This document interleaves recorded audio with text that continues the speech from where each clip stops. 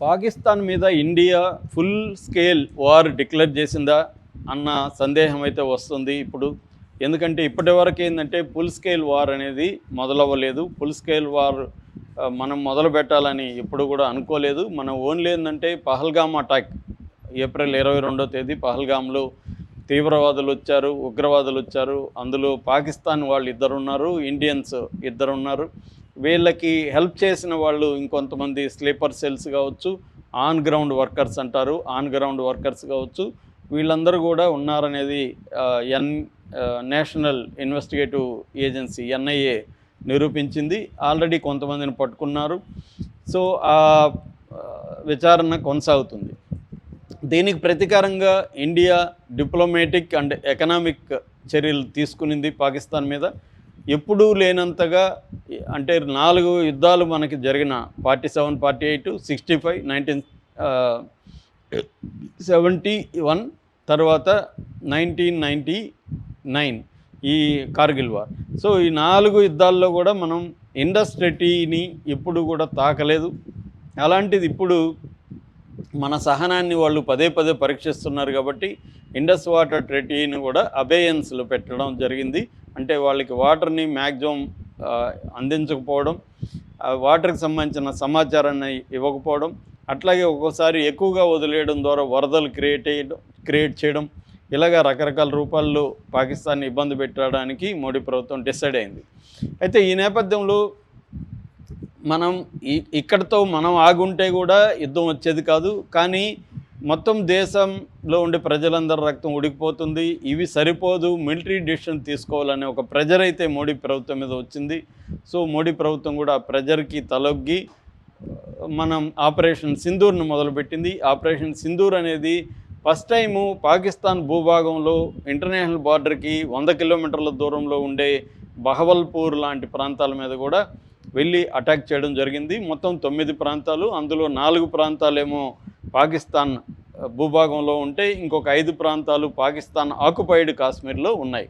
So ఈ 5 కూడా terrorist క్యాంపులని India చెప్తుంది. కానీ పాకిస్తాన్ ఇవన్నీ కూడా జనావాసాలు, మసీదులు వాటి మీద వేశారు. చనిపోయిందంతా కూడా సాధారణ ప్రజలని వాళ్ళు డిక్లేర్ చేశారు. అందులో మసూద్ అజర్ ఒక భయంకరమైన ఉగ్రవాది, టెర్రరిస్ట్, ఇంటర్నేషనల్ టెర్రరిస్టు. అతని మీద $25 మిలియన్ పైన బౌంటీ ఉంది. ఇటు యుఎన్ కానీ, అమెరికా కానీ, ఇండియా కానీ అందరూ కూడా అతన్ని ఇంటర్నేషనల్ టెర్రరిస్ట్గా డిక్లేర్ చేశారు.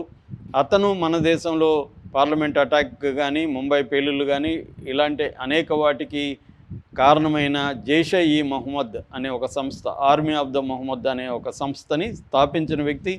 అతని ఫ్యామిలీ మెంబర్స్ ఇంక్లూడింగ్ అతని బ్రదర్, అతని ఫ్యామిలీ మెంబర్స్ 10 మంది, వాళ్ళ ఎయిడ్స్ ఒక 4, వాళ్ళ సహాయకులు ఒక 4, మొత్తం 14 మంది చనిపోయారు. ఖచ్చితంగా అది టెర్రరిస్ట్ ఫ్యామిలీ కాబట్టి టెర్రరిస్ట్ ఫ్యామిలీగానే డిక్లేర్ చేసుకోవాలి తప్ప వాళ్ళు సాధారణ పౌరులుగా చెప్పకూడదు.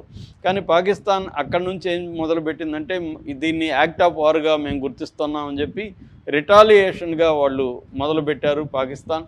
సో మొదలుపెట్టి మన స్థావరాల మీద, మన మిలిటరీ దీని మీద అటాక్ చేయడం మొదలుపెట్టారు.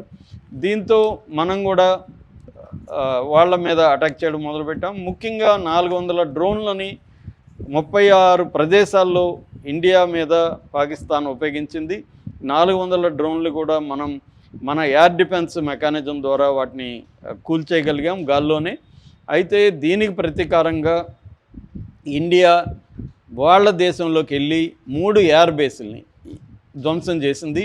ఈ 3 ఎయిర్ బేస్లను ధ్వంసం చేసినట్టుగా వాళ్ళ ఇంటర్ సర్వీసెస్ పిఆర్ అంటే పబ్లిక్ రిలేషన్స్ జనరల్ చౌదరి కూడా, డీజీ ఆయన చౌదరి కూడా డిక్లేర్ చేశాడు. మా స్థావరాల్ని ఇండియా కూల్చేసింది అని వాళ్ళు చెప్పారు. మాకు నష్టం జరిగిందన్నారు.